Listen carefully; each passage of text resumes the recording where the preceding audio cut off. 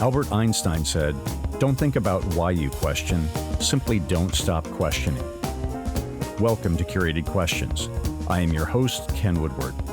And these questions are not mathematical equations, but rather a resource to encounter personal reflection and growth. As Tupac Shakur stated, even the genius asks questions. Now, let's engage the questioning community. Greetings. Ken Woodward here. Welcome back to another episode of Curated Questions. Together, we engage inquisitive humans about how they use questions to navigate and make sense of our world. I'm a fellow traveler and pilgrim on this journey, and I'm glad you are here. Today's conversation is a solo episode that is a bit more unscripted, where I will dive into the origin story of the Curated Questions project. I'm often asked about my favorite questions, resources, and how I think about the topics of curiosity and questions. The rough format here will be to give some of the backstory and influences that bring us to the beginning of what is now Curated Questions, which began in 2018. Next, I will discuss the thinking behind the website's elements and its evolution into the podcast. Finally, I will pull examples of questions that have a deeper meaning or interesting story, which will include how I think about collecting questions. Okay, that is the plan. And I learned in the military that the primary reason to have a plan is to have something to deviate from. So here we go. While growing up in early life, there were elements of fostering questions. It wasn't intentional or anything driving a rich life pursuing curiosity. My dad helped me set up an Amway network marketing business when I was 16, and I remember that period as an introduction to the personal growth and self-improvement literature. 9 years as a U.S. Navy submarine radioman, 4 years teaching satellite communications at a telecom company, and then working as a professional services support contractor for the Navy wasn't necessarily driving curiosity. It was more a means of putting food on the table, although the work is noble. As a means to put a mark in the sand, I would say that I started learning about the power of questions when Tim Ferriss started his podcast in April of 2014. I was listening when he launched, and pretty sure I listened to the first about 650-ish episodes the week they came out. I have listened to 75% of the last 200 episodes, and I think he's up beyond the 850 mark at this point. Following Tim's curiosity with his guests provided a window into what exploring curiosity really looks like. During the commutes into Washington, D.C., I was able to hear such a diverse range of topics and learn how to follow what was of interest to me. Tim introduced me to many of the guests I have already had on this podcast. And just to identify where I was in the space-time continuum, in 2014, I was 44 years old, working as a U.S. Navy civilian. My eldest child was graduating high school, and my youngest would be graduating a year later. Living in Maryland in the suburbs of D.C., I had been married for 21 years. And for clarification point, we're still married at this point. I always knew that I wanted to do more and always had some kind of side hustle going on, and reading all kinds of business and personal growth books. In 2016, the certainty that there was some riches to be mined through questions, and inspired by Seth Godin's decades-long daily blog, I started Inquiry of the Day, or IOTD365.com, a blog in 2016. The premise was a daily blog asking one question with a brief post that would position the reader to engage with the question a little deeper. I wrote it daily for several months and changed to weekly, and then, exhausted by the busyness of life, paused it in 2017. 2018 brought a fresh perspective, and Curated Questions was born as a repository of the questions I had been collecting from whatever sources I encountered. The initial intent was to compile these great and potentially forgotten questions from across time, class, culture, religion, and any other artificial boundaries we put up between us. It was also a ready source for me to tap into when I needed to work through an issue or see a new view of the world. 2018 was also my #Year of Connection project, where I dedicated time and money to having conversations with either people I didn't know or to intentionally reconnect with old friends in an attempt to hear their stories. I wanted to talk with people who had a different lived experience from mine. For example, I didn't know anyone directly who had been incarcerated, so some would pat me on the back and say, "Good boy." But there is a massive population in America that has been incarcerated. I was oblivious to their stories and to the impact on the families left to fend for themselves. During 2018, I had 150 conversations that ranged from 20 minutes to 3 hours. During 2019, I had 50 of these conversations. It was a wonderful time of growth, and I used questions to engage with these new friends and exercise my curiosity. I made a 2019 New Year resolution to publish a podcast. I took the podcast fellowship offered through Seth Godin to get prepared for the podcast. It was a steep learning curve, but Seth and his team understand learning and made it much easier to, quote, ship the art. I connected with Rob Lawless of Rob's 10K Friends fame to be my first guest.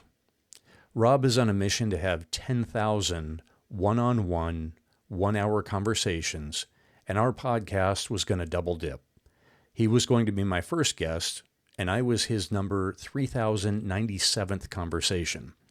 As of today, Rob has spoken with 7,165 people. I do encourage you to check out his work on social media. I published the episode a couple of minutes before midnight on 31 December 2019, and therefore achieved the resolution.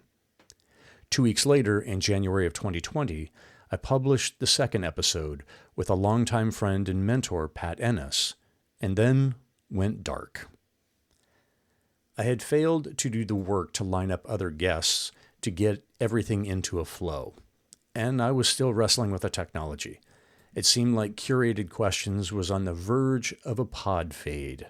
Yep, a phenomenon where 75% of podcasts fail within the first 3 months and 92% quit within 6 months. The World Health Organization declared COVID-19 a global pandemic on my 50th birthday. Don't be jealous. The murder of George Floyd inspired a 2,085-mile walk through every street and alley in Washington, D.C. for social justice. The project took 102 weeks of walking 1 day a week at the speed of conversation. I was pleased with how the Washington Post reporter Teresa Vargas handled the story, so if you search the Washington Post and Ken Woodward, it'll pop right up. Questions fueled my curiosity through all 1,300 conversations I had in the city that I have grown to deeply love and appreciate. In 2023, it seemed like every time I turned around, someone was discussing the importance of questions. Whether it was books, podcasts, or articles, it didn't matter. It felt like the universe was screaming that it was time to get back to the podcast and pursue the initial vision of encouraging an ecosystem that would encourage people to ask more questions. The explosion of interest following the launch of ChatGPT, along with the emphasis on prompting, which is just essentially another way of asking better questions, was yet another sign. I also recognized that this is where I wanted to spend my time working after retiring in Plan 2027. I knew it would take time to build the project into something that would be profitable. Everything was conspiring to relaunch the podcast, and I was encouraged by the connections that eagerly agreed to join me in the conversation. Lynn Borton, host of the Choose to Be Curious radio show and podcast, was the perfect cheerleader and curiosity enthusiast to join me for the relaunch in February 2024. And here we are today with episode number 48 on September 11th, 2025. We have just recently crossed the 82,000 download mark and are on track to reach 100,000 mark by Thanksgiving. And to be clear, this milestone is based on your enthusiasm about living in a world where we are all engaging with better questions. So kudos to you and well done. Next up is the reason behind the Curated Questions structure on the website. I want to toss out a little bit of a disclaimer that I recognize the website needs. As a very talented designer friend said, it just needs a little love. To which I replied, you mean a total makeover? To which he gave a sheepish grin and said, yeah. I'm in full agreement, and my inbox reflects this assessment from all the offers of those offering a makeover. Things are in the works behind the scenes, so continue to be patient. I promise it will be worth it. I recently updated the homepage to focus on the podcast, and I'd like to highlight 2 new features, a sign-up for the bi-monthly newsletter, and a link to record a 90-second clip for potential inclusion in a future podcast.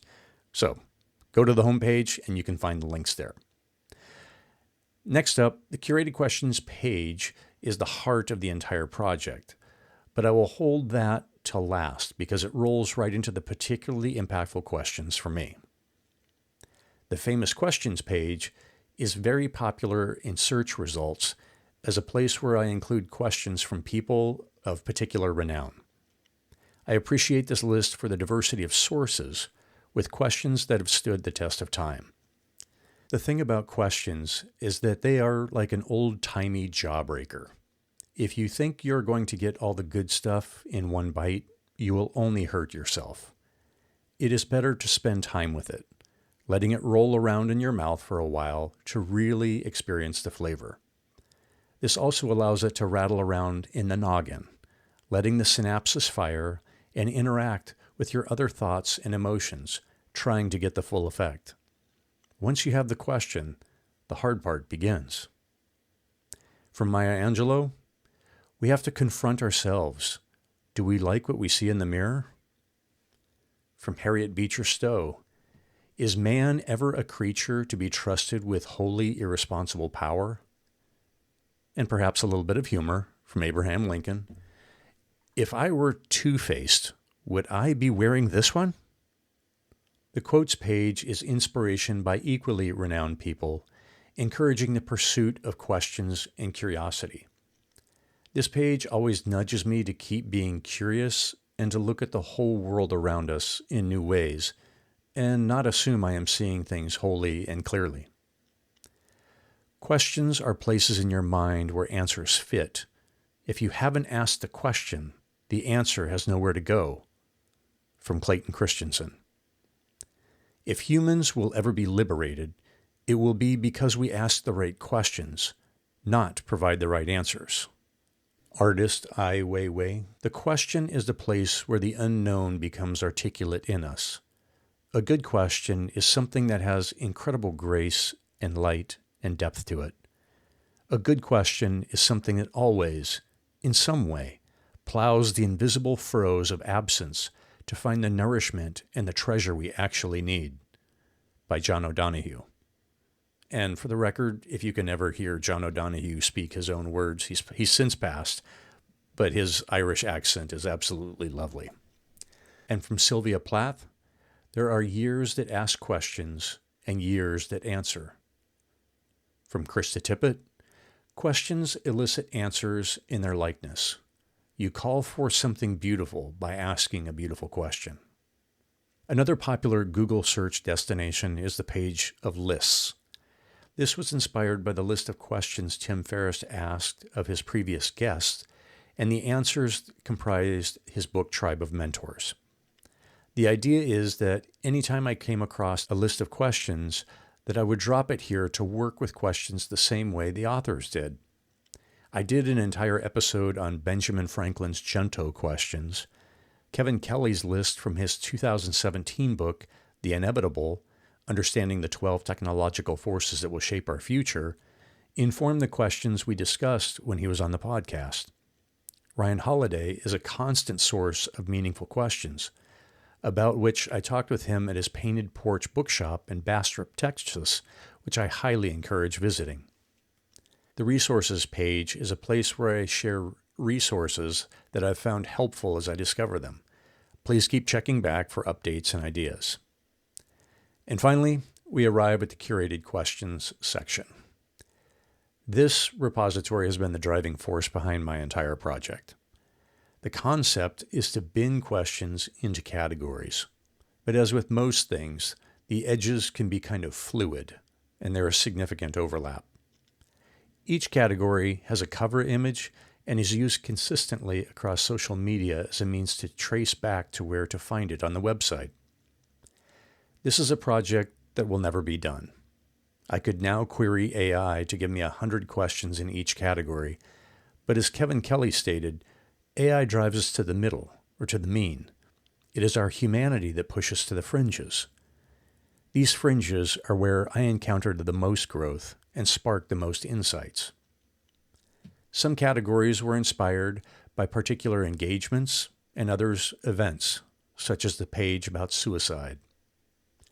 Throughout the site, I provide attribution, if known, as I want to celebrate the genius of those I encounter.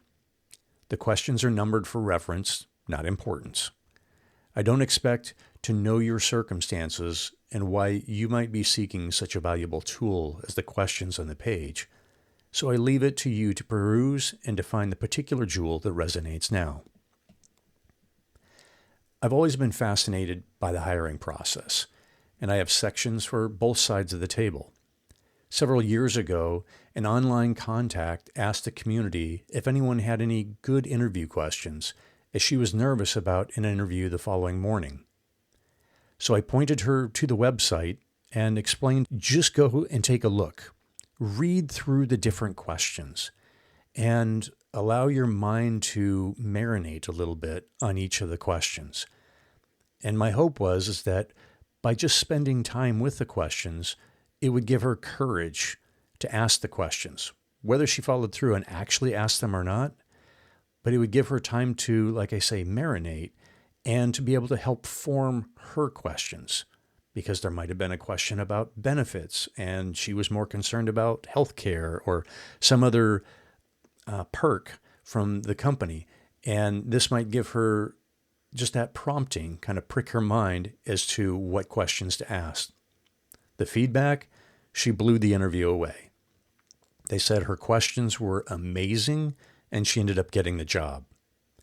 That's the kind of inspiration that I really expect and hope that people encounter by reading through the lists of questions, such that they'll find one that resonates, or be encouraged to ask some of the hard questions and almost kind of giving yourself permission, if you will.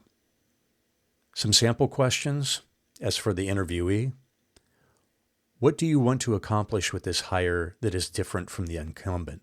Beep. What do you want to accomplish with this hire that is different from the incumbent? How much freedom do I have to make this position my own? What is a recent example of how this freedom has been demonstrated in this department? As a personal reflection after the interview from Clayton Christensen, what are the assumptions that have to prove true in order for me to be able to succeed in this assignment? And for the other side of the table, as the interviewer, what mentor recommendation have you adopted and what have you rejected? What would someone who doesn't like you say about you? General Stanley McChrystal. Why is the vision of the company important to you? Brad Johnson. For the leadership category, from Epictetus, how long are you going to wait before you demand the best of yourself? Next up, what tone does your presence establish in the organization, and how does it change while you're away? I discovered this one personally at work when I noticed the culture shift when one of the staff was not around. I then understood an element of the toxic work environment. From Tim Ferriss, what was the best mistake you've ever made, and how did it lead to something better? In the last decade, I have had to do a lot of unlearning in order to relearn the truth of American history. It was one of the most painful things I've ever done. Myths were torn down, and I understand much better why the world is the way it is. The questions under social justice are tough, but a necessary step to grapple with reality, especially for a middle-aged white guy in America. I could not be more grateful for those who have helped me on this journey. From Ijoma Olulu, How much more of your privilege do you want tied to the oppression of others before you decide to let it all go for all of our liberation? Philippa Hughes, when did you learn the world is unjust or unfair? During a men's conference, I heard Joel Freeman, who had been a chaplain for the Washington Bullets basketball team, tell his story behind his question that he, as a white guy, would talk with the black players about when he was going through his own unlearning and relearning. And his question was, what was the moment you realized, because of the color of your skin, the rules are somehow different for you? This question is one of those on my business cards, and everyone either has a response or a significant reaction to picking this card. And it's especially interesting to watch those with lighter skin, because there's an assumption that it doesn't apply, but it does. The mentoring section is full of other favorites, but I want to highlight just one because it is a question that I carry with me and helps me interpret the world. And that is executive coach Jerry Colonna's famous question: how have you been complicit in creating the conditions you say you don't want? I use this as a lens through which I understand world events and when looking in the mirror. Jerry joined me for a powerful episode that was a gift to me because of how this question has operated in my life. And when I say the power of questions, it is not a flippant word choice for me to just drive SEO engagement. This is a lived experience for me, as demonstrated by the events that happened a year ago at a conference. So as I mentioned earlier, the questions on my business cards. So when I'm meeting people in real life, I will pull out a stack of business cards and fan them out for folks to choose a card.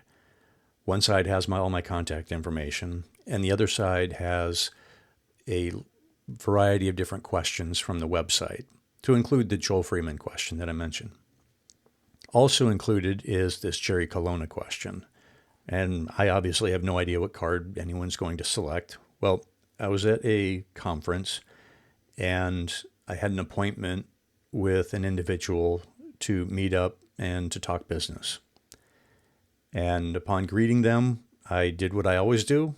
I fanned out the cards, and the card that they chose was this question from Jerry Colonna. As we stood at the table and talked for a couple minutes, they raised their hand and they asked me to pause just a second as they stared at the question on the card. And I waited and waited. And no kidding, it probably took 20 seconds or so. And they sat there, they turned the card over and set it on the table in front of us, and we kept talking. So we talked for probably another 10 minutes. And then they asked me to pause again. And they said, you know what? This changes everything. This changes how I'm going to do work, how I'm going to do business. This changes everything. And this was someone who was high up in a very large organization. So that was impactful to me. So then we continued the conversation, eventually wrapped it up, left on good terms, shared contact information. And before parting, they said, I know you don't know this, but my plan was to quit. I was going to quit my job until I saw this question. But like I said, this changes everything. And after we parted ways, I can't explain it other than what you might have seen in a Marvel movie or something. It felt like a lightning bolt went through me. I was just vibrating with energy because I saw firsthand what the power of a question can do. And that evening we were supposed to there was all these networking events. I couldn't go. I went back to the room and then just spent time alone because I was still vibrating, like literally. My brain was kind of on fire from this. I've never encountered that before and haven't since. But when I say the power of questions, this is what I mean. So when you find those questions that really matter to you and they resonate with you, pay attention to them. I mentioned the jawbreaker metaphor earlier, and I mean that, of just sit with the questions. Let them do the work. Let them do the work. They are a gift. As Paul Harvey, the radio host, the old-timey radio host that some with gray hair like me might recognize, he used to say, "And now you know the rest of the story." So, thank you for being a pilgrim on your own questions journey and joining the Curated Questions community. No takeaways on this episode. I just hope you find Curated Questions as a helpful resource and it serves you. And I want to leave you with this encouragement from Rilke. He said, "Have patience with everything that remains unsolved in your heart. Try to love the questions themselves, like locked rooms and like books written in a foreign language. Do not now look for the answers. They cannot now be given to you because you could not live them. It is a question of experiencing everything. At present, you need to live the question. Perhaps you will gradually, without even noticing it, find yourself experiencing the answer some distant day." To those on the other side of the speaker, thank you for being here. Gratitude shout out to Beauty Pill for the show's music and producer Ben Ford for the technical help. This episode was recorded on Piscataway land. Please engage with this episode in some manner. Download, follow, save, like, share, or comment about something that resonated. This action ensures we are engaging the questioning community that we are all a part of. So until next time, keep questioning.